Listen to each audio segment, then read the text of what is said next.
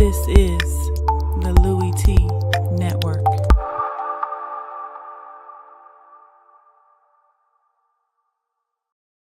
I'm ready for some football. I don't know about you. Who else could it be but your man Lou? Yeah. Overtime! So we head to overtime. Who else could it be but me, your man, Louie T? Welcome to Monday Night Football Overtime. Detroit Lions, New York Giants, the G-Men. They sleeping on offense, and they can't wake the hell up. And the Lions go into New York and come out 2-0 on the season. Don't look now, but the Detroit Lions are leading the NFC North division with a mark of 2-0. And this team's been rather impressive to start the season. We'll talk about the Detroit Lions and what we've seen from them in the first 2 weeks of the season, what we saw from them tonight in this ball game, and what we project for this team moving forward. Is this team has looked very impressive in the first 2 weeks of the season. Conversely, the Giants are in last place. They are the direct opposite of this Lions football team. They haven't looked good in the first 2 weeks. This offense has been anemic in the first 2 weeks of the season. Their head coach, and I've said this before, looks lost. He seems like a guy that's in over his head in Ben McAdoo. We'll talk about the Giants, their struggles, and how they can get things fixed, because they have the talent on this football team to turn things around. But it's going to take more than just coaching strategies for this thing to turn around and get the Giants to start playing better and winning ball games. It's going to take more effort on the part of the players on the football field as well. But we'll get into all of those nuances with the Giants and look at why they're 0-2 right now and see what the future holds for them as well as we get deep into the breakdown of this Monday Night Football contest here on the Louie T Network. First and foremost, I want to thank each and every single one of you for joining me tonight. If you haven't already done so, please subscribe to the Louie T Network for more great content in 2017 and beyond. We're changing the game here on the Louie T Network, and we want you to be a part of the movement.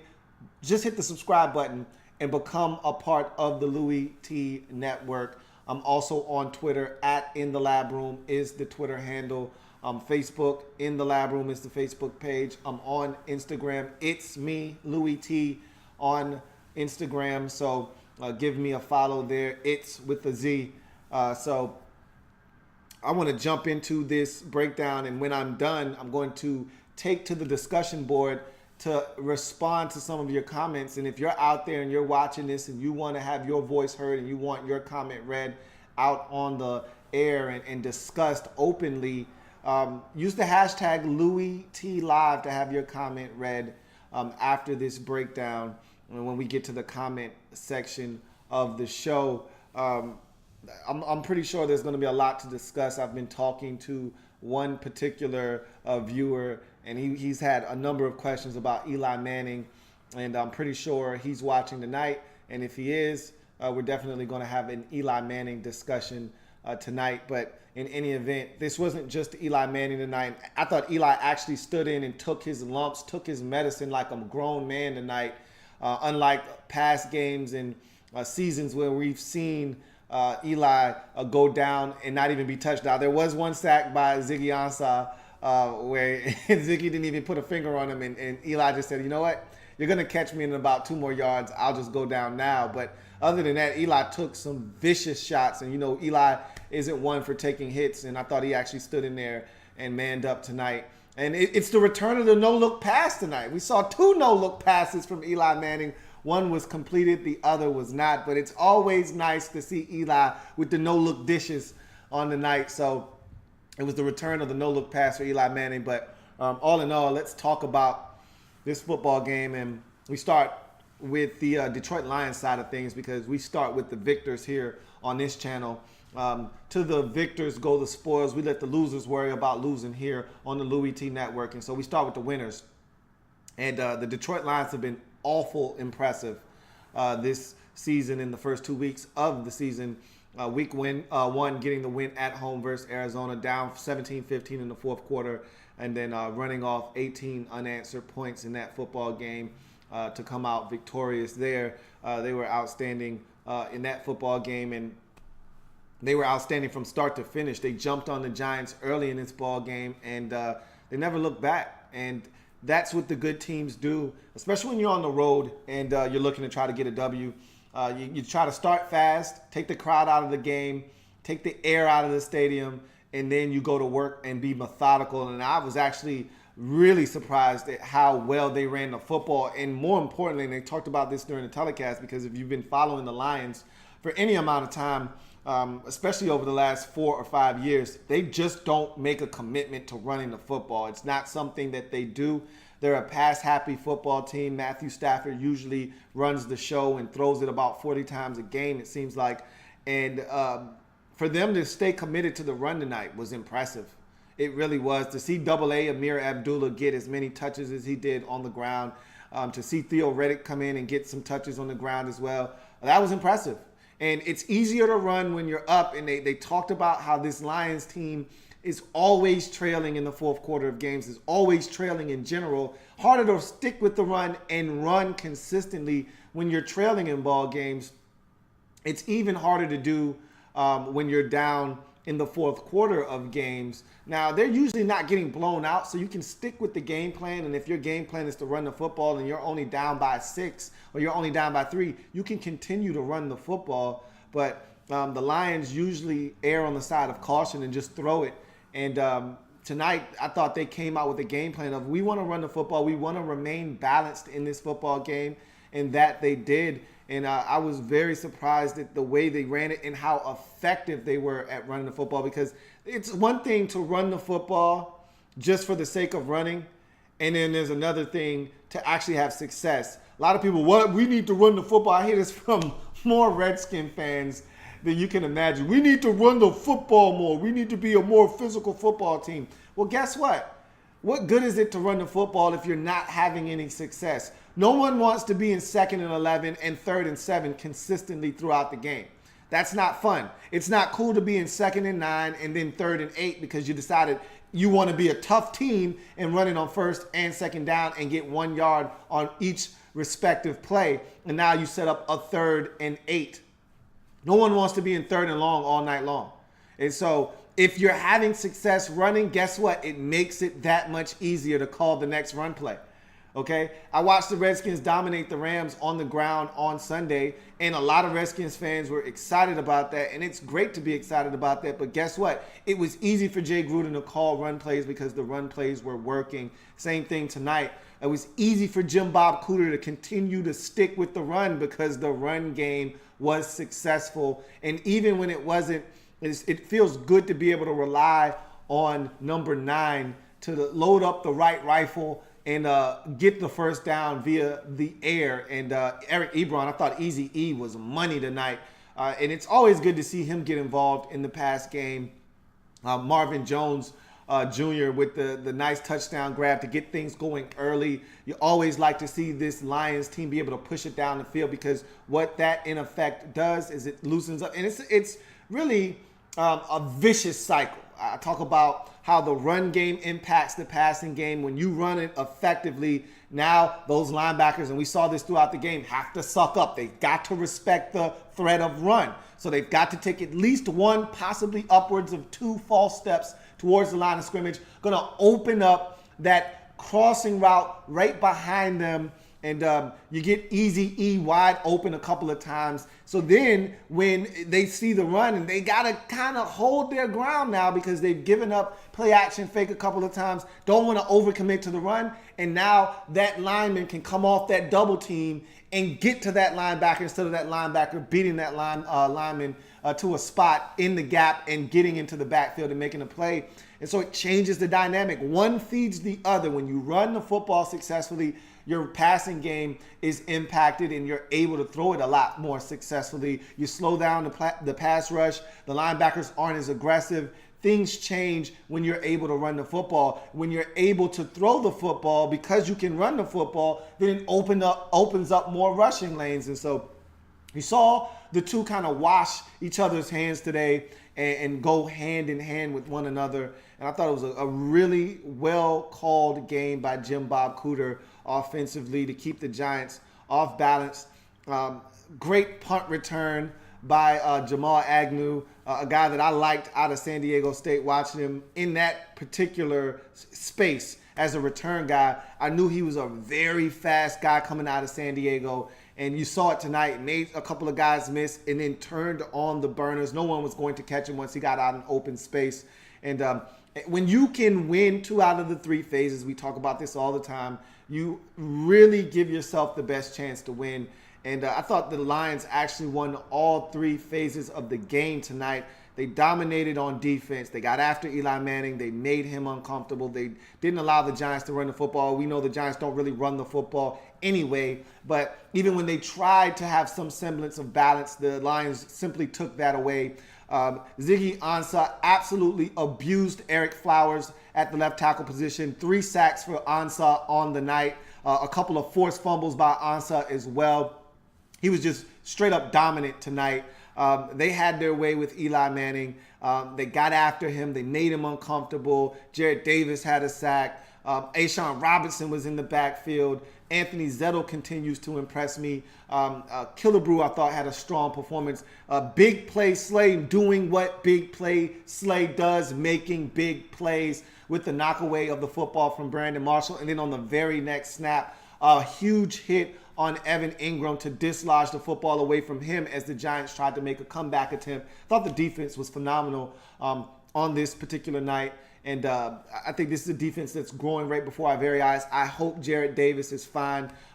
He probably has a concussion after the blocking it back from Odell Beckham Jr. sent him into the thigh of Evan Ingram on that last pass reception. And so most likely he's going to be in the concussion protocol going into next week. I'm hoping that he's fine. It's a quick turnaround. Obviously, you play on Monday night. Their next game is going to be on Sunday. So it's 1 day less of recuperation for him. Hopefully, he's going to be fine. But he's a big part of what they do inside at the linebacker position. And so hopefully he's not going to be missing in action for any amount of time because this defense is playing at a very high level. I think you do have a weakness at the cornerback position opposite of Slay still. Every now and again, Nevin Lawson is susceptible to getting beat. I never have trusted DJ Hayden since he stepped foot in this league. Ask any Oakland Raiders fan. They'll tell you he's not trustworthy. I still don't trust him. And so I think there is the propensity to get beat at the opposite cornerback position. But make no mistake about it, I like Quandre Diggs. Made a big play on the 4th down in this game. I've always liked Quandre Diggs and what he brings to the table. And so I think they've got enough pieces to go around. Glover Quinn is a really solid safety. I like what they're doing defensively in Detroit. And they showed that they've got the ability to really turn it up defensively. And remember, just a couple of years ago, I want to say 2014 was when this team won 10 games and made the playoffs. Their defense was dominant that season. I don't know if they're back to that point right now, but if Ziggy Ansah is getting pressure on the quarterback like he did tonight, they're going to be very close to back to that 2014 form that saw them win 10 games and almost win a postseason game. So this team has a lot of potential on the defensive side. Let's talk about the offense because the offense tonight did enough along with the special teams to help them win this game 24-10. Offensively, I thought they did some good things. I pretty much talked about the offense already with Jim Bob Cooter and them staying balanced tonight. They didn't do anything special in the past game. They weren't dynamic in the past game. You didn't really see, for those who don't know Kenny Golladay, you weren't really introduced to him tonight. He had a stellar game last week versus Arizona. So like I said, nothing was really eye-popping about the passing game. It was more about them staying balanced and running the football. That was the most impressive takeaway from the game tonight offensively, is that Jim Bob Cooter stuck with the running game. Double A, Amir Abdullah looks damn good rushing the football. How long will he stay healthy? You're hoping, you're wishing, you're praying that this guy's able to stay healthy. That's been his biggest issue in Detroit since coming into the league is health. If he can stay healthy, Theo Riddick offers you a change of pace when he comes into the game. You also have Washington. Dwayne Washington is a guy that you also like. And I think that's a nice little trio of backs there that can get it done for you if you can just stay healthy. Matthew Stafford was outstanding tonight. Again, taking care of the ball is the most important thing. You must take care of the football. The Giants did not do that tonight. The Lions did. The Lions dominated on every single facet of the game. Huge special teams return by Agnew for a touchdown. Matthew Stafford with a big ball down the field to Marvin Jones Jr. for a touchdown. Eric Ebron was huge. He had a touchdown grab in this game as well. And there you have it. Your 3 touchdowns. You tack on a big Prater field goal. He's been outstanding for this team since coming over from Denver. He's been magnificent, and he continues to boom them from 50 plus.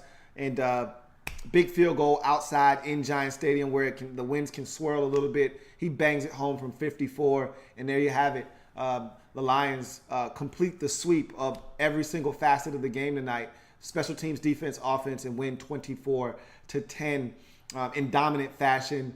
I like this team a lot. I think they've got the potential to do what they did last year, which is lead this NFC North division for the majority of the year. The question is, can you hold off the likes of the Packers and the Vikings, who I think are improved teams? The Vikings, I worry about them health-wise. I don't worry about Aaron Rodgers staying healthy. I worry about everybody else around Aaron Rodgers staying healthy. We saw that team look like a mass unit on Sunday night. Can they stay healthy? We saw Sam Bradford miss the game versus the Pittsburgh Steelers. Can he stay healthy?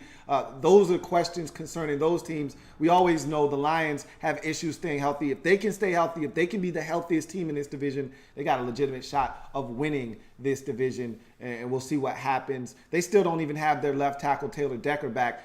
I imagine things will get even better up front for them once they're able to take Greg Robinson out of the lineup and insert Taylor Decker. And again, you're hoping that Jared Davis is fine and that concussion isn't really a concussion. And if it is, it's a mild one and not a severe one. As we go to the Giants in this football game, not much more to say about them than we already said on Sunday night. This offense was anemic yet again. This time, not so much Eli Manning problem like I felt it was on Sunday night versus the Cowboys, where I just thought they didn't even try. I felt like there was a lack of effort on Sunday night with no Odell Beckham. Beckham suits up, but he's on a pitch count in this particular game. And I thought that gave them a little bit of a spark. They felt like, okay, we got a shot now. Odell's playing. That being said, you still feel like they just don't have an offensive rhythm right now. They still don't run the football with any kind of consistency. That's something that they're lacking at the running back position. And in general, in their philosophy, I don't think that's something that they put a lot of stock in. Let's stay balanced tonight. They don't really care about staying balanced. Their main issue and their main goal is to try to move the football via the air.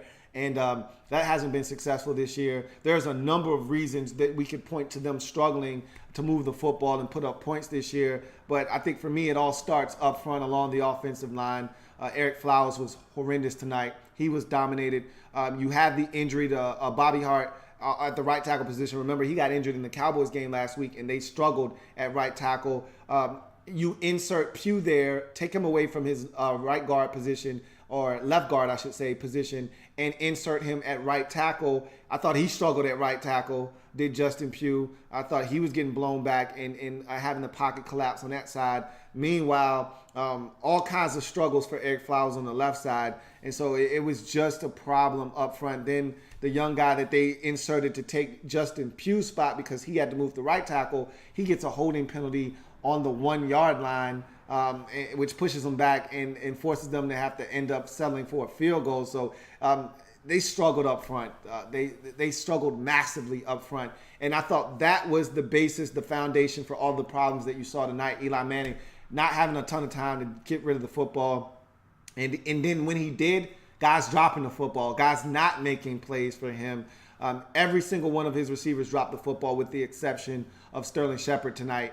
and he really didn't get involved. His best plays were on reverses. So this team struggles right now. Brandon Marshall, non-existent.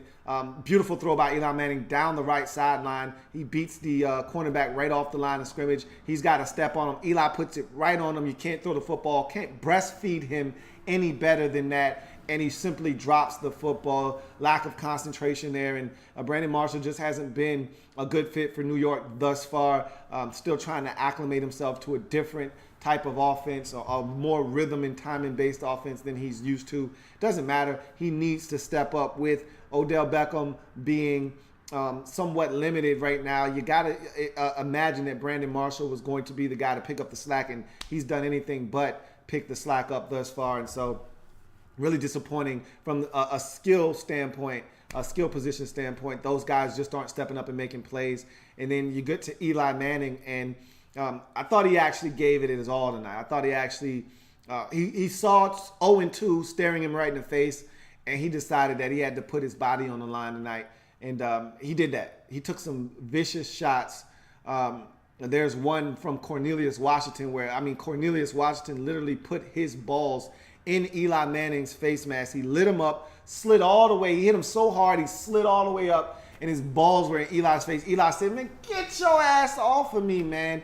It was a vicious shot that Eli took on that completion to Sterling Shepard, where it was a no-look pass. Eli dished it no-look style, and I said I've missed the no-look pass for quite some time. I haven't seen it in a while. He gave us 2 no-look passes tonight. One was actually completed on that pass where he took the shot from Cornelius Washington. But in any event, man, Eli gave it a run tonight.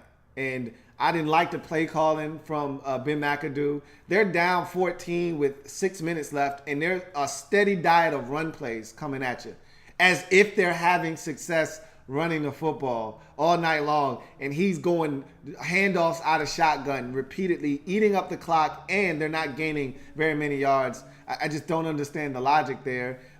He allowed the crowd to sway him on that 4th and goal from the 1. He was going to go for that. And if not for the delay of game, which I thought saved him, they weren't going to convert that. They weren't going to score a touchdown there. You're down 17-7 in that spot. You need 2 scores anyway.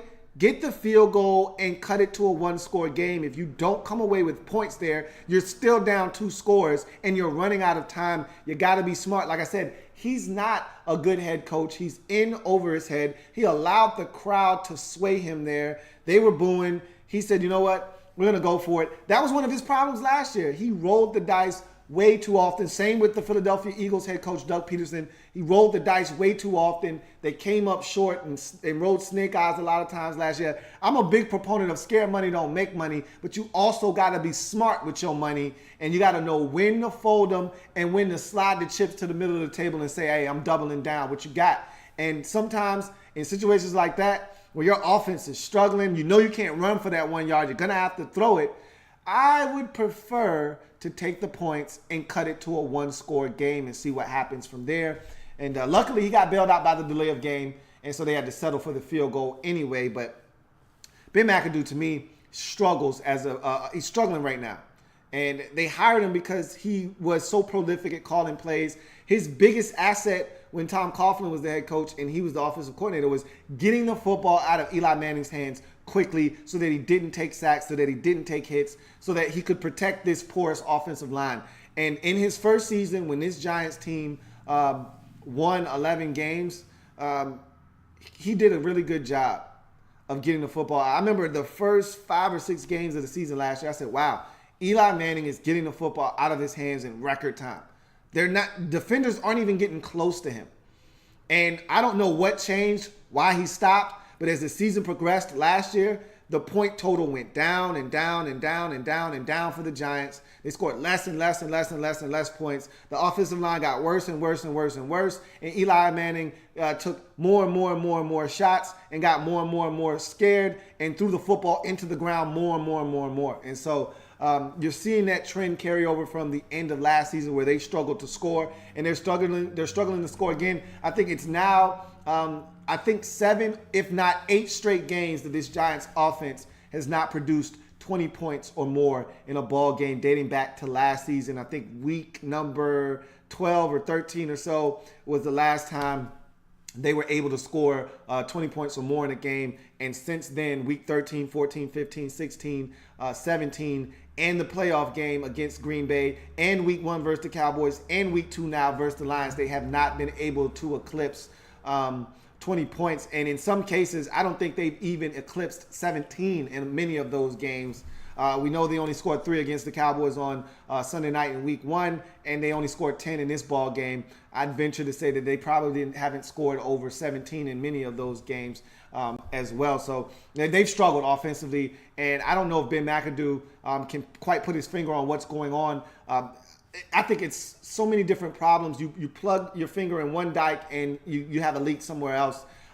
It's Eli Manning one night. It's the offensive line the next night. It's the receivers and the skill guys not helping out the next night. On some nights, it's all of them at the same time. And I think you got a dose of that tonight. Eli wasn't perfect. He missed some throws.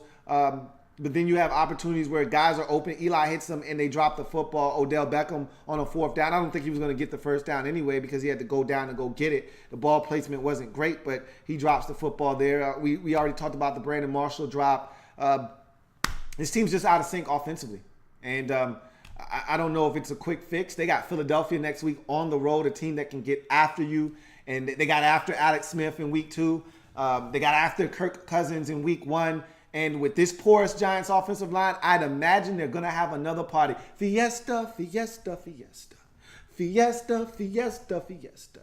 Fiesta, fiesta, fiesta. I think it's going to be a party in week 3 for that Giants or their Eagles defensive line. They're going to have a party. And the Lions got after Eli Manning. They sacked him 5 times without blitzing. 5 sacks, 0 blitzes for the Lions tonight. And I imagine the Eagles are going to follow suit. They don't need to blitz. Their guys can win up front without having to blitz and leaving their young secondary on an island versus these Giants receivers. For what? Go with a 4-man front. You can run your twists and stunts, confuse these guys, overpower them, get to Eli Manning, make them uncomfortable. We'll see what happens. This Giants defense, though, before we get to your comments, I thought, again, like you see with this Giants defense on most nights, they give you a chance to win. And they were probably missing their most important player in the Jackrabbit, Janoris Jenkins, and that hurt them from the start. They were going after Eli Apple. You saw that of the first 4 passes, I think 3 of them were targeted at Eli Apple, including the touchdown to Marvin Jones Jr. On the go ball down the field. And so that was probably one of their goals in the game. That was probably one of their initiatives. Like, look, let's go after Eli Apple. We know that Dominique Rodgers-Cromartie can get it done, but we're not sure about Eli Apple. Let's go after him and see if we can't have some success over there. And they did. And so not having Janoris Jenkins in the lineup hurt them. I thought the young guy that started at the linebacker position, I actually thought he played well. He didn't hurt them, but obviously he wasn't as aware as a guy like B.J. Goodson would be at that position. But all in all, the Giants defense did enough to keep them in the ballgame. That's what this Giants defense does week in, week out. The Giants go for it on the 4th down. They don't get it. The defense comes on the field, forces a 3 and out, gets the football back to the offense with about 5 minutes left, and the offense just simply wasn't able to do anything. This Giants defense only surrendered 17 points in this game. I mean, if you think about it, the punt return accounted for a touchdown. They only gave up 17 points in this game. 17 points in this league is supposed to be enough for you to win. But when your offense can't score more than 10, you're not going to win very many games. It doesn't matter how good your defense is. I mean, it's tough in this league to hold teams under double-digit points and expect to win. I mean, how often does that happen in the league? We saw Seattle do it and win. We saw the Giants do it to this very or the Cowboys do it to this very Giants team in week 1. We've seen the Ravens do it to the Cincinnati Bengals. We saw the Texans do it to the Cincinnati Bengals, but it's so tough to hold teams to single digits in this league. I've seen more single digit totals this season, I think, in these first 2 weeks than I saw all of last season combined. I think in the first 2 weeks. teams not being able to put up at least double-digit points. That's an epidemic going around right now. The offenses are struggling to start this season, and the defenses are holding their own. But that doesn't excuse the Giants right now. This defense, they got to start creating turnovers. They didn't create any versus the Cowboys. They didn't create any tonight. They got to create turnovers. They got to find a way to shorten the field and make things a little bit easier on their offense. They're struggling right now. They need an interception. They need a forced fumble. They need to create short fields. They need to be able to affect the game other than trying to get off the field on third down and long. And so they're not doing that right now. And so they've got to be even better. You hate to ask more of this defense because they're playing well enough for them to win. But you need more from this defense because the offense stinks. You got to pick up the slack somewhere, and it starts with the defense. Special teams got to be better, okay? Your kicker kicked the football out of bounds after your lone touchdown of the night. You get a personal foul penalty for taunting with your tight end who wants to grab his crotch after dancing for a touchdown. Come on, bro. You know you can't grab your balls. Not on national television. They're not going for that, bro. Come on, man. Got to teach the young fellas. I told you, lead the young fellas at home when it comes to these primetime games. They don't know how to act.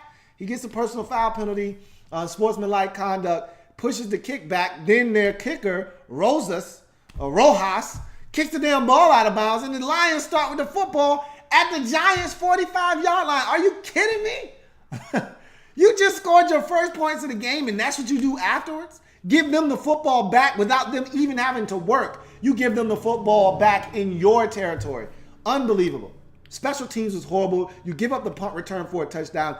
You guys got to step up. They're not stepping up in the other phases of the game to offset the struggles of this offense. Special teams has been anemic. They were tonight.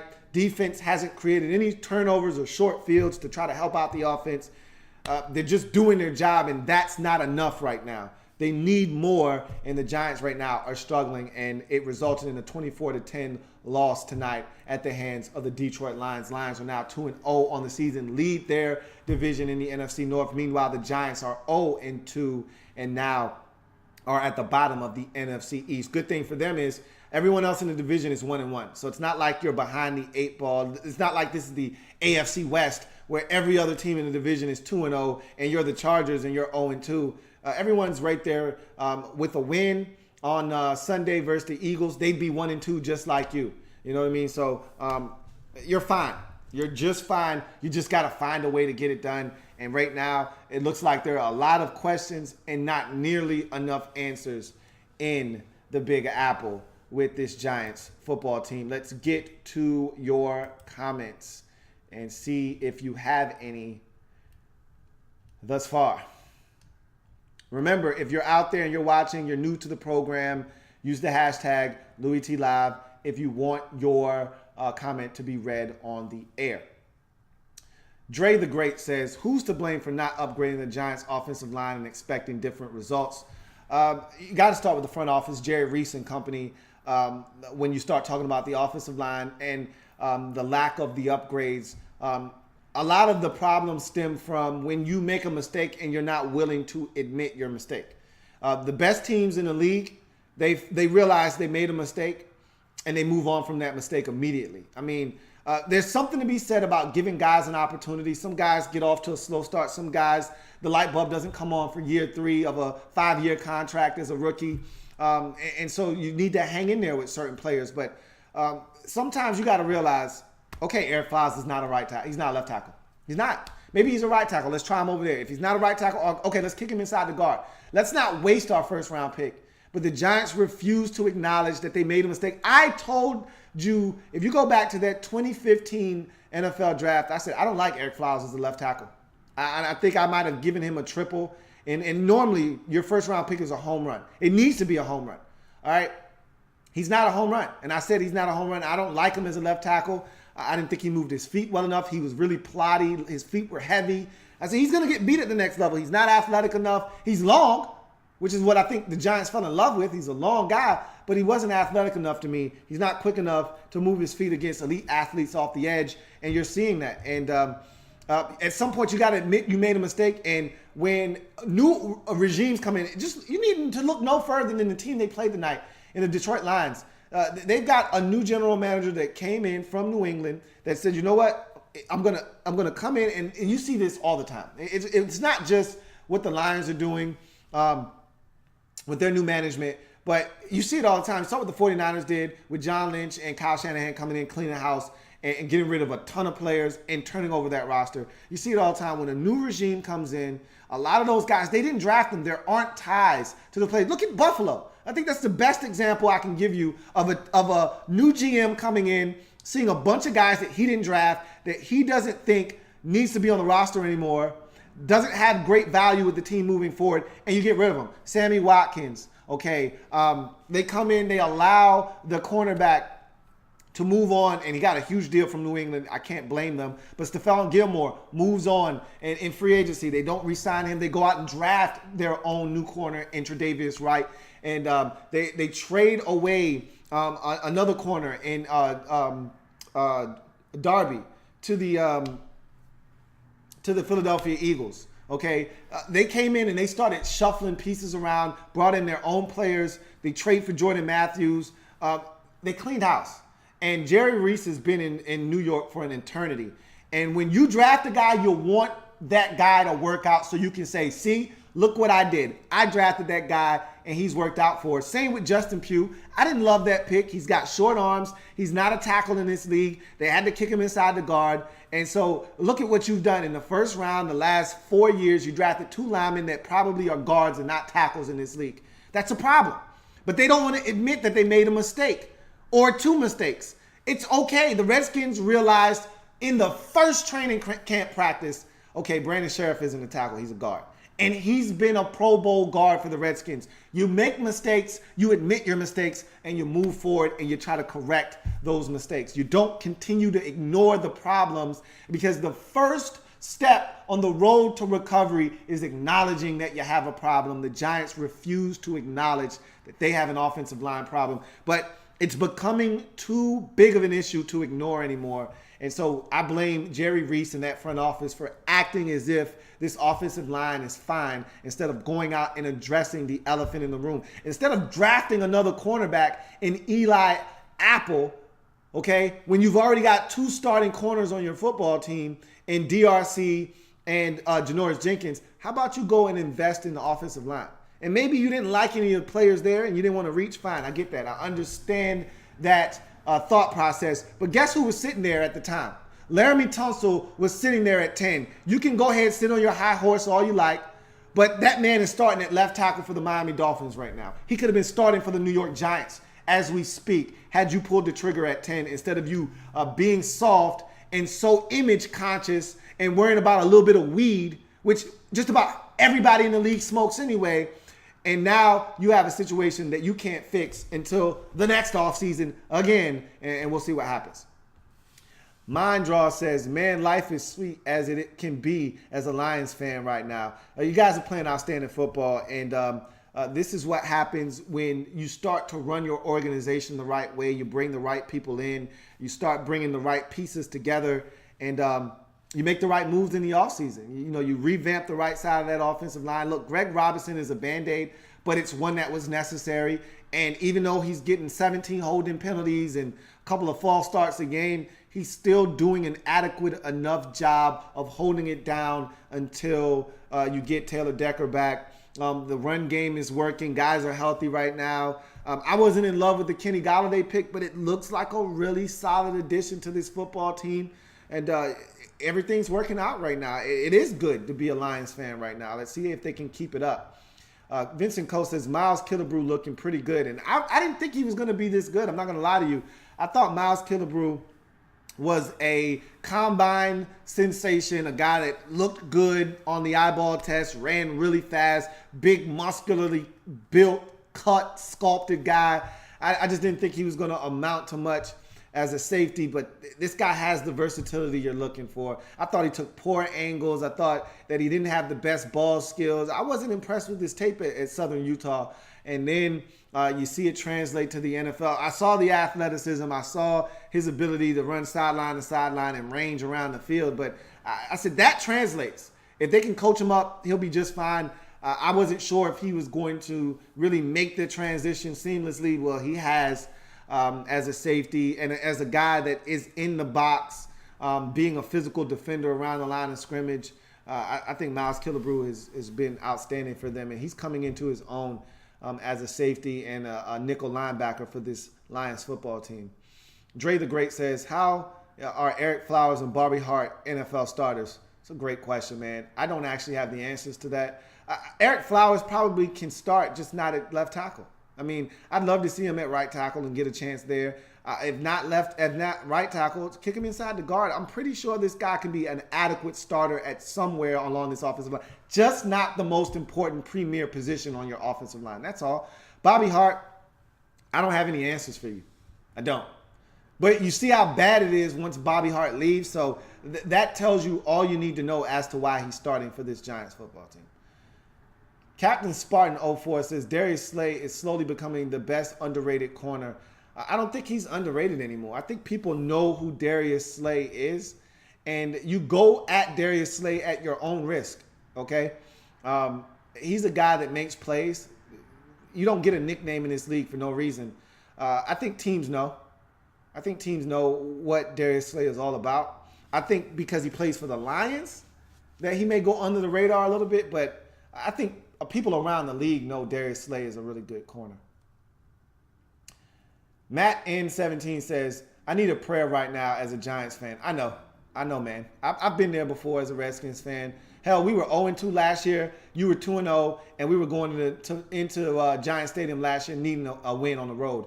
We were in the same spot you're in right now last year this time. We had started 0-2. We had all this hope. We had won the division a year prior. We thought we were going to have a great season. We started off 0-2, and we were staring 0-3 in the face on the road versus the Giants in a must-win situation. And I didn't like the situation that we were in, but somehow, some way, we went to Giants Stadium and got a win.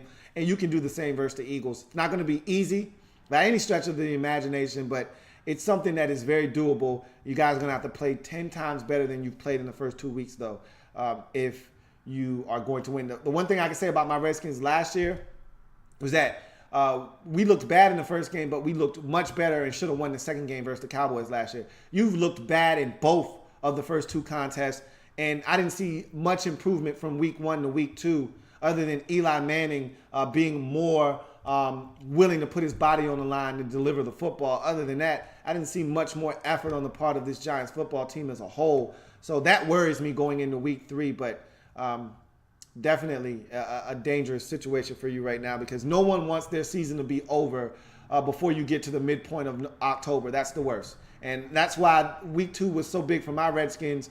And any team that's 0-2 right now, this next game for you is huge because if you go to 0-3, your season is probably done. Most likely it's over. And so Giants need a win in the worst way right after a long day in week 3 versus the Eagles. Captain Spartan 04 says, just wondering, I don't think I've ever asked, how do you scout a left tackle in college considering Eric Flowers and Greg Robinson are terrible, Stanley, Lewan, and Tunzel are studs? For me, it's all about system and technical skill because Flowers and Robinson are stark contrasts of one another. Greg Robinson's an excellent athlete. Eric Flowers is not. But the difference between the two is Eric Flowers actually played in a pro-style offense at Miami. Whereas Greg Robinson didn't. He played in that garbage-ass offense at Auburn where, they're running that read option. It's a spread offense. They don't block the guy in front of them a lot of the times. They're blocking down in the run game. It's a lot of things you got to worry about. And so you got to take that stuff into consideration. When you take a left tackle from Michigan, like Taylor Lewan, he's playing in a pro-style offense. And so you know that the transition, a lot of those guys in the SEC, they play in somewhat of a pro-style offense. So a lot of the concepts that you're taking from college, there are going to be some read option and some spread concepts in there. But for the most part, there are going to be some real live NFL translatable reps that they'll be taking at the collegiate level. Whereas you play in a scheme like they do in Auburn or at Oregon or places like that where it's just straight spread. Okay, quarterbacks never under the center. These guys are blocking down most of the time. Even at Ohio State, they do a ton of spread, but even sometimes they still get under center and do work there. So you just gotta. It's hard. It's a really hard evaluation. But you just got to know what you're looking for. It's really hard to evaluate left tackles with the way college football is set up now because a lot of these offensive linemen aren't asked to block the guy in front of them, aren't asked to get to the reach block. Okay, they're blocking down, they're collapsing the edge. They're not even blocking the man in front of them. The quarterback's reading that guy. So that's an unblocked defender for them. And at this level, there aren't most plays, unless you're going away from a guy and he's on the backside of a play, there aren't unblocked defenders. You got to block the guy in front of you, or you got to get to a tough reach block. And these guys weren't asked to do that in college. So it's tough. It's a tough evaluation. Dark Siddle 1995 says, the problem with this team is Eli Manning is mobile in the pocket. And his inaccuracy on the run throwing and his lack of deep ball are limiting this offense a ton. The thing about it is he's always been a mobile. It's like not like this is brand new. It's not like Eli Manning was a mobile quarterback early in his career and now he's struggling to move, and so it's hindering him in this offense. The problem is he used to get the football out of his hands quicker under Ben McAdoo, and they're not doing that anymore, and I don't know why they ever stopped.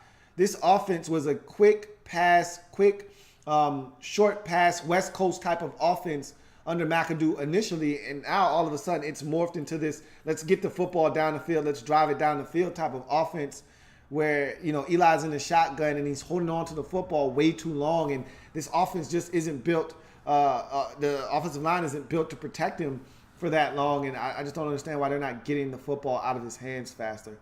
Harbaugh the GOAT says, you said we couldn't win on the road on Monday Night Football in your prediction show. Ha ha. I didn't think you were going to win. I didn't trust you. I never trust the Lions to win on the road on Monday night, and they always prove me wrong. I picked the Saints last year or 2 years ago when you played the Saints on a Monday night and you spanked them in New Orleans. I never picked the Lions on Monday night on the road, and I don't mind taking an L there. I never mind. You just did me a favor. I wanted the Giants to lose. I'm not a Giants fan. I could care less about the prediction. I'm glad they lost. They're in the division, and that's a loss for them. They're now 0-2, so I didn't mind the loss, but I didn't expect you to come out and do what you did in this game, to be honest with you. And I thought the Giants would be much better at home, and they weren't. And that's an indictment on them, but it's more of a statement that this Lions team is for real, and they're playing good football. Cloud says, the Giants have to do something about that line before the trade deadline. I don't know what you can possibly do. No one's giving up good offensive linemen. You know what I mean? It's not like you're going to go poke and pull or pry away a good offensive lineman from another team that has a guy just sitting on the bench.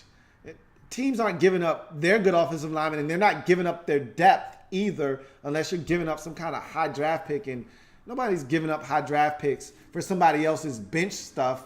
They're stuck with what they have. They're stuck with what they have, and they can't improve their line until the offseason. Mondraw says, as long as Slay, Hayden, Lawson, Diggs, and Agnew are healthy, Tease Tabor won't be active. Any thoughts?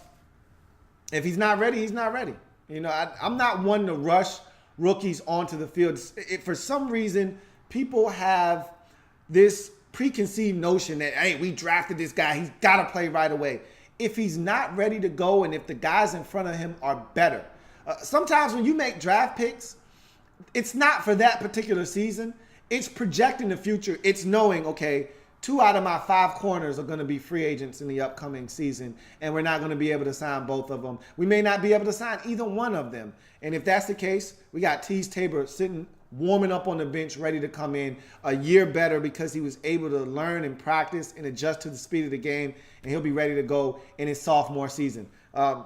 That's what guys do. That's what the good GMs do. That's what Bob Quinn may have done here, was he may have said, you know what?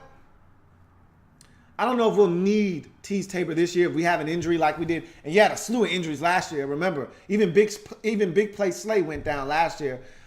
If we have a slew of injuries, we got Tease Tabor right here, ready to come in the game.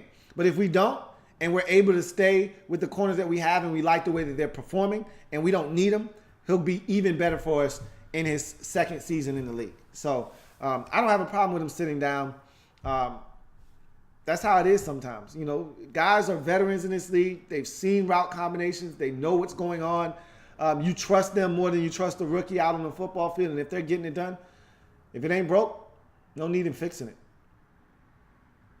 Cloud says, I know it's early, but the Giants might need to draft Eli's successor. They should have already done that. The guy that should have been taking Eli's place should have already been on the roster and should be learning from Eli right now. Even though I don't think Eli strikes me as one of those guys that's going to be willing to mentor anyone. And Eli may think he's got a lot of good football left in him.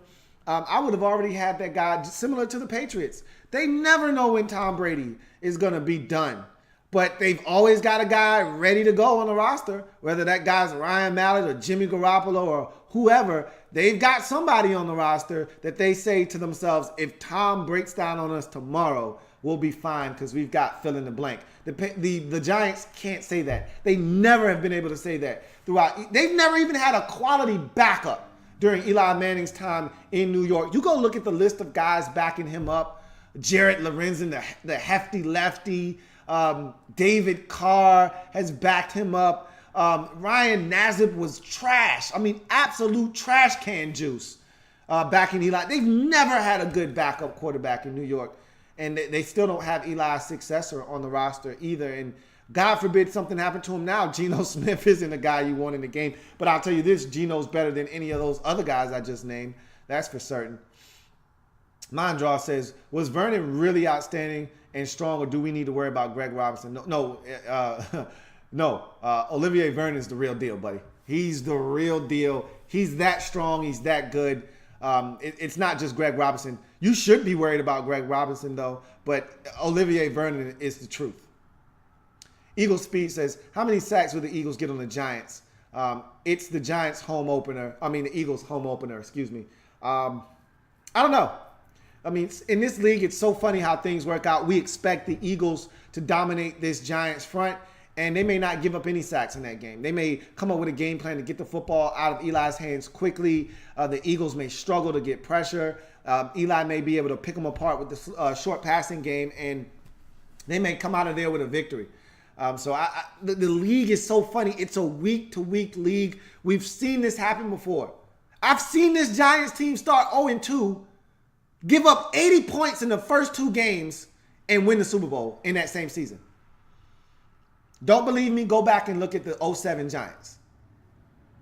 I remember that season specifically because we were their third game. They were 0-2. They gave up 35 points to the Cowboys in the opener. They gave up 45 points the next week to the Green Bay Packers at home. They turn around and they come to FedEx, and we're up 14-0 at halftime. We don't score another point, and they beat us 17-14 in that game. 4th and goal from the 2-yard line or so, and we give Lydell Betts the football instead of Clinton Portis, and we lose the football game 14-17. Giants went on to win the Super Bowl that year. Started 0-2. We've seen things like this happen before. I'm not saying that that's what's going to happen now. And the Giants look horrible to start that season. But they still rallied and won the Super Bowl.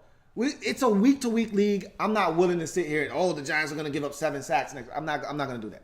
Because I've seen this. I'm a professional football watcher. This is what I do first and foremost. I've seen this type of thing happen where a team looks inept for the first 2 weeks, and then suddenly week 3, the light bulb comes on, and all of a sudden they're playing good football. And next thing you know, 5 weeks from now, we're talking about how the Giants have won 4 out of their last 5 games, and all of a sudden they're 4-3 on the season. I've seen it happen before, so I'm not gonna crucify the Giants yet. They've looked bad in these first 2 games. There's no doubt about it, but you're not gonna get me to write them off because they're too good defensively. Mondraw says, I can see the Giants easily at the bottom of their division. They're at the bottom right now, but season is a long way from over. Long way from over. Real Live TV says, is it bad play calling for or Eli for not getting the team on a roll or getting Marshall involved? It's a little bit of both. It's bad play calling on the part of your head coach, Ben McAdoo, for not making a concerted effort to get the football into Brandon Marshall's hands. I can't state this enough. I've talked about this, it seems like all day long today, with the lockdown coverage program and how teams just don't do a good enough job these days of getting specific players to football. Whatever happened to just saying, you know what, forget about progressions and reads and what coverage this team is playing or that team's playing. Whatever happened to just saying, you know what, on this particular play, I'm going to get Brandon Marshall the football no matter what. And the only way you can do that with 100% certainty, because you're not going to say, all right, Brandon Marshall's going to run a 5-yard stop and it's cover 2 and I'm still going to throw it to him. No, you're not going to do that. If you want to get Brandon Marshall the football, you throw him a hitch. The corner's playing off 7 yards, 10 yards, you throw him the ball right off the snap. Okay? The corner's playing tight. You say, all right, we're going to audible to a wide receiver screen. All right? And we're going to get him some blocks out in front. We're going to get some linemen going out in front. And we're going to get him the football. And we're going to get him engaged in this game. What's wrong with that? Why can't you do that? It's simple. It's easy. Quick completion gets Eli into a rhythm. Gets the offensive lineman off the hook for having to protect. And you also get a guy like Brandon Marshall, who's been disconnected from this offense, engaged in the game and in the game plan early. What's wrong with that? I put that on the coach and the play caller. Eli Manning can make a concerted effort on a particular play. He knows the routes. He can predetermine before the snap, okay, I'm getting cover 3 here. My first read is supposed to be Sterling Shepard on this play, but I also know, because it's cover 3, if Brandon's running that backside post, if my eyes start over on Shepard, I'll get that safety to come over to Shepard on the seam route at the beginning of this play, and I'll be able to hit Brandon on the backside post. I want to take a shot to Brandon here. Eli Manning can make a concerted effort to get Brandon Marshall the football because he knows he's running a post on the backside of this route. It's cover 3, making your pre-snap reads, and you know he'll be open. If I can manipulate the safety with my eyes and take him away from where I want to go with the football, I can hit Brandon Marshall on the backside post, on that bang 8. It's a combination of everyone not doing their job. And so you can put the blame wherever you like, but at the end of the day, Eli's too much of a veteran to allow Brandon Marshall to only have 4 targets in the first game of the season versus the Cowboys and only 1 catch. And Eli is too much of a veteran to have Brandon Marshall be struggling early in this ball game before finally targeting him a few times. And Brandon didn't make himself do himself any favors by dropping the deep ball that Eli threw perfectly to him either. So in any event, Dark Sealer 1995 says, why does Eli Manning get a pass every time he stinks? Big Ben played behind a bad O-line early in his career and still was great. Eli Manning tanks under any kind of pressure. The reason why Eli Manning gets a pass behind bad offensive lines is because he's got 2 Super Bowl rings. End of discussion. If he had 0 Super Bowl rings, we'd be looking at Eli Manning in a totally different light. But Eli Manning has 2 Super Bowl rings, and that speaks for itself. There aren't many quarterbacks in NFL history with multiple Super Bowl rings. Aaron Rodgers doesn't have multiple Super Bowl rings. He only got 1. Drew Brees doesn't have multiple Super Bowl rings. He's only got 1. There are a bunch of quarterbacks that we look at as Hall of Fame quarterbacks that we think are much better than Eli Manning, don't have the hardware. You could say, well, it's a team game and Eli played with some really good defenses. That's facts. But when the game was on the line in both of those Super Bowls, who stepped up and made plays? Eli Manning. And so, because of that, he'll go down in Super Bowl lore. He'll go down in NFL lore as one of the best quarterbacks to play the game. We don't always agree with that. Eli's had some of the worst seasons we've ever seen of a quote-unquote elite quarterback when he was in his prime. There were some seasons where Eli had over 20 interceptions in his career. But bottom line is, Eli Manning has won Super Bowls. And when you win Super Bowl rings, you get the stamp of approval from everyone around the league. And also, it doesn't hurt that he's a part of the royal family of the NFL. His last name is Manning. That also goes a long way in giving him a pass as well. Real Live TV says, we already answered that. Cloud says, we'll be taking a W next game against the Giants. I bet you feel that way, and you should feel that way. No doubt that you should feel that way. Dark Sealer 1995 says, Ben McAdoo's play calling is bad. His play calling sheet is looking like the Cheesecake Factory menu. It's too big. It's too many plays. Trim it down and get the ball out faster. I agree. He's got too much going on over there. He needs to simplify things. Sometimes too much is too much. Less is more and less is better. And I think he's trying to do too much over there. I think he needs to simplify it. Mondraw says, as a Lions fan, before the game, I was scared of Landon Collins. What happened to him? He didn't have a terrible game. It's just that this Giants defense as a whole, they were in a little bit of a bind because there was no Janoris Jenkins. There was no B.J. Goodson inside. You got to make some adjustments there. You got to kind of pick up the slack. I thought he would do a better job on Ebron, but, I mean, it is what it is. I mean, to give credit where credit is due. The Lions out-executed the Giants tonight on the offensive side of football. So, it is what it is. Landon Collins is still a hell of a football player. Captain Spartan 04 says, you mentioned the Lions need another corner opposite of Darius Slay. Imagine if it could be Trumaine Johnson. I don't see them spending that type of money. They already paid Slay. I don't see them investing that kind of money in a corner. They've invested draft picks. They went out and tried to put a Band-Aid on the situation with DJ Hayden. They're going to try to ride it out, and they're hoping that Tease Tabor is that guy as early as next year. So I don't think they're going to go out and spend, but we'll see. I could be wrong. BE says 13-3 with my picks this week. Not bad. Not bad at all. Cleveland Thompson says the Giants suck. Their best player is known for his blonde mohawk. Receivers need to catch the ball. Couldn't agree with you more. They suck right now. I'm not going to go out and just declare the Giants dead. Like I said, I've seen this movie before. I don't know how this movie ends, but I've seen it before, and there's been multiple endings. I've got the DVD, and I got the DVD with the different endings, okay? Surprise ending, and I can watch 3 different endings to this movie. So I've got bonus endings on this DVD. I don't know how this movie is going to end. So I'm not going to take the easy road and say that they suck. They suck right now, but their receivers do need to catch the football. And their best receiver is known for his blonde mohawk. In addition to him being one of the most dynamic receivers in the league as well, when healthy. Rodney R says, not a good week for the NFC East unless you're a Skins fan. Hashtag HTTR. Hell of a week for the Redskins.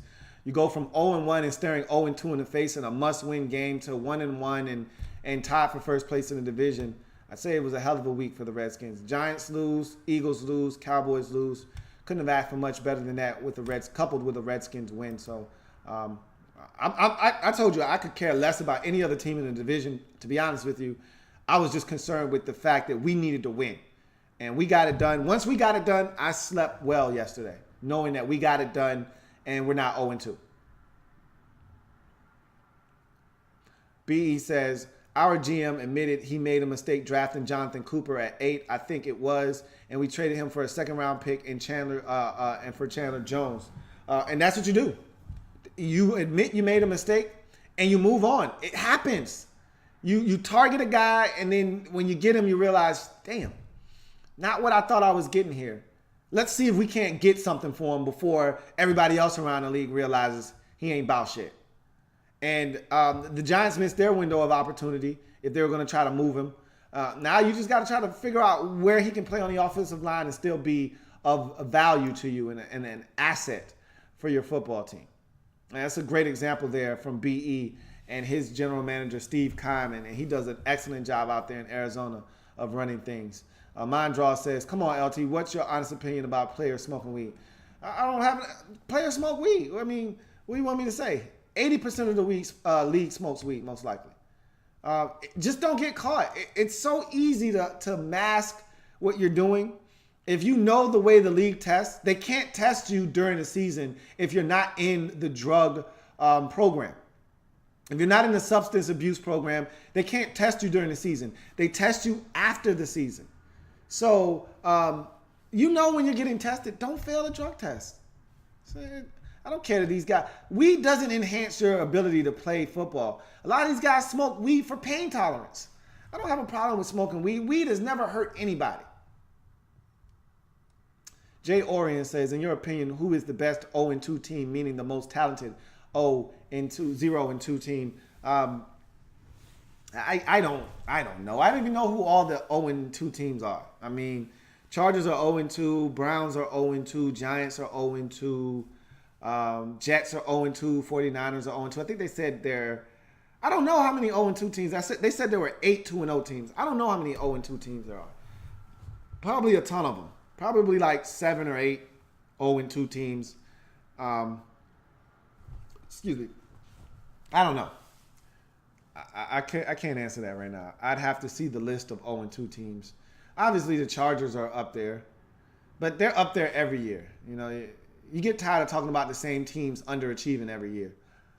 Chargers make that list every year. So, if you were trying to get me to say the Chargers, I'm not going to say the Chargers.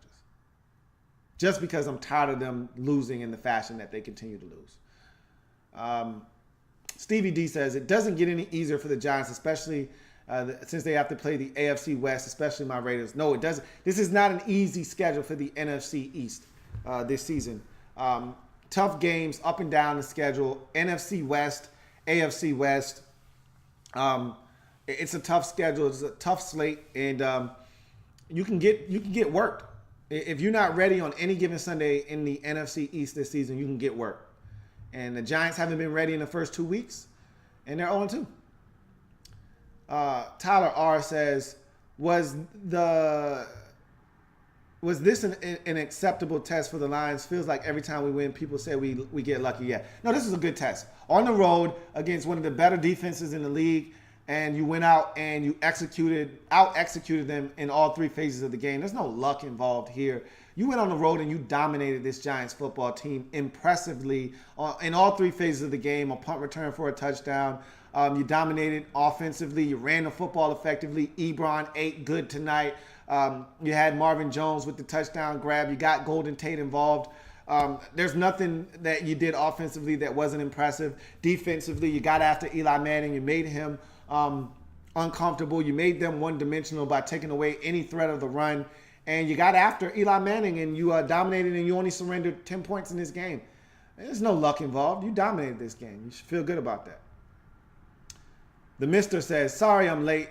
I hope you've addressed the fact that Eli is a problem, that he's the biggest mister in the league, and that he's been there 14 years and never been pressured on being replaced. So the Mister tweeted with me back and forth a few days ago, and he wanted me to talk about Eli Manning and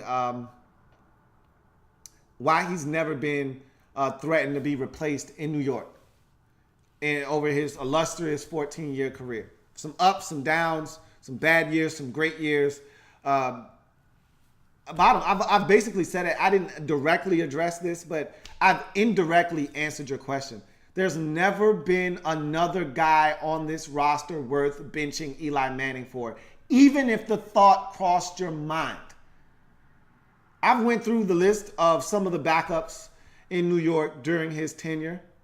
The hefty lefty Jaron Lorenzen, David Carr, Ryan Nassib, just to name a few. There are other guys that were just as sorry as the guys that I just named. They've had a bunch of bum backups in New York that never had to see the field because Eli never gets injured. And so they've never invested in the backup quarterback position. So if you even thought that Eli was thinking it up to the point where he needed to be benched, who were you going to put in? You've never had a guy on this roster that you look at and you say, I'd love to give him a shot. Eli stinks right now. I'd love to see what this guy can do. Never, not one time. The Giants have never invested enough in that position. They've never given a damn about the backup quarterback position because, let's face it, Eli Manning has started in over 200 straight games for this Giants football team. Why would you even think you need to invest heavily in the backup quarterback position? He never gets hurt. There was one season where he had a broken hand, and we thought Eli's going to miss some time. I think it was either a broken hand or a sprained ankle or something. Eli's going to miss some time. Eli ain't miss a goddamn thing. So, yeah, his play has been up and down. I talked about him having seasons where he had over 20 interceptions in years. I remember there was one year he had 21 interceptions. I think he had more interceptions than he did touchdown passes. I think he had 19 touchdown passes, 21 interceptions. I looked at Eli and said, what the hell are you doing, man? But you know what the Giants said? He's the best we got. And he's won 2 Super Bowls. What are you going to do? Not a damn thing. Except tell Eli, get back out there and be better next time. So, basically, that's how I feel about Eli Manning. The reason he hasn't been replaced is because they've never had a guy behind Eli Manning that was worth starting or at least giving the opportunity to start over Eli Manning. And you don't bench future Hall of Famers and you don't bench 2-time Super Bowl winning quarterbacks. You just don't do that. Not in this league. Dark Sealer 1995 says, Odell comes up small when the games are on the line. He drops the ball or he doesn't make the big catch. You could argue that that's the case. He hasn't been in a ton of clutch situations to make that assessment with enough tangible evidence to be able to say that definitively. But he struggled in that Green Bay Packers game last year. That's for certain. He was not big in that game. And he has dropped some passes throughout his career, but he's made more plays for the Giants than he's dropped the football. I can say that. Mr. Aussie Ballgan says, what can the Panthers do this year? They're not going to do much if their offense doesn't get better. I can tell you that much. Cam Newton's dealing with some injuries. He just hurt his ankle in this past week's win versus the Bills. Greg Olsen's going to be out for at least 6 weeks with a broken foot. That doesn't bode well for them offensively. This defense looks legit once again. They're coming along, and that defense is coming of age. It's a nice little mix of veterans and young players defensively, so I think they're fine on that side of the football, and that's what's going to have to carry them. I talked about that on that Bills and Panthers breakdown, that they're going to have to be better offensively. You get the Saints this week at home, and that's a game you need to win. I expect you to win that game, but you're going to have to score more than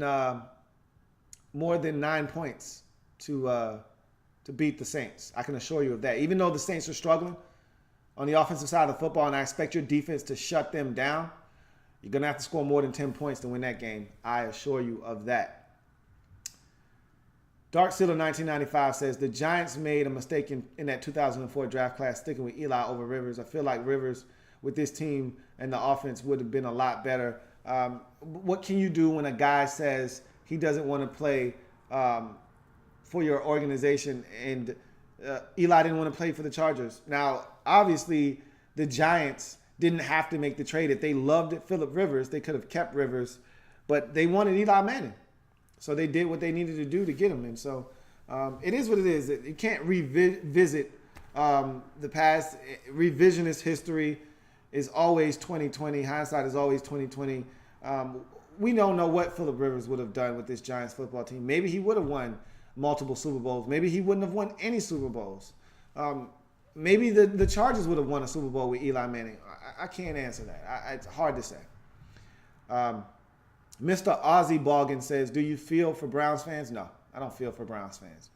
I'm a Redskin fan, and I don't ask for empathy from anybody. I don't ask for sympathy from anybody.